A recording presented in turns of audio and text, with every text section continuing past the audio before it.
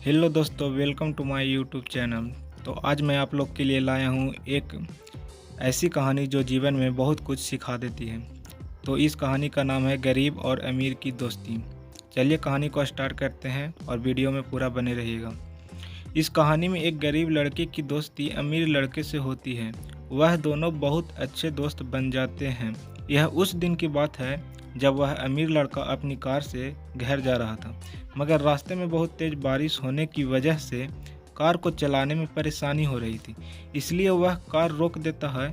उसकी नज़र एक बहुत पुराने मकान पर जाती है जिसमें उसे एक लड़का सुरेश मिलता है। सुरेश उस घर में अकेला रहता है, इसलिए वह बहुत परेशान भी रहता है। वह अमीर लड़का सुरेश के घर के पास आता है क्योंकि बारिश बहुत तेज हो रही थी। कार में रुकना ठीक नहीं था। जब सुरेश दरवाज़ा खोलता है, वह किसी अनजान लड़के को देखता है। वह अमीर लड़का कहता है कि मेरी कार बाहर है, बारिश बहुत तेज हो रही है, कुछ देर के लिए यहाँ पर रुक सकता हूँ? सुरेश कहता है, हाँ जी, रुक सकते हैं। सुरेश उसके लिए एक कुर्सी लाता है। उसके बाद वह पानी लेकर आता है क्योंकि सुरेश को वह मेहमान से कम नहीं लग रहा था। सुरेश के पास अक्सर कोई आता नहीं है क्योंकि वह हमेशा काम की तलाश में बाहर ही रहता है। उसके परिवार गांव में रहते हैं। जब सुरेश यहाँ पर आया था, वह सोचता था शहर में उसे आसानी से काम मिल सकता है, मगर वह नहीं मिल पाया। जिस मकान में वह रहता है वह किराए का है।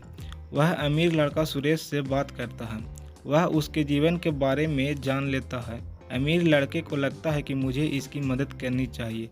आज इसने मेरी मदद की है, इसलिए वह अगले दिन सुरेश को एक पते पर बुला लेता है।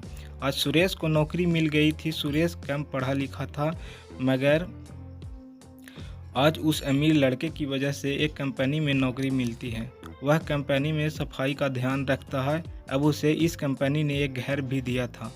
वह अमीर लड़का इस गरीब लड़के की मदद करता है। यह इसलिए हो रहा था क्योंकि उसने भी मदद की थी।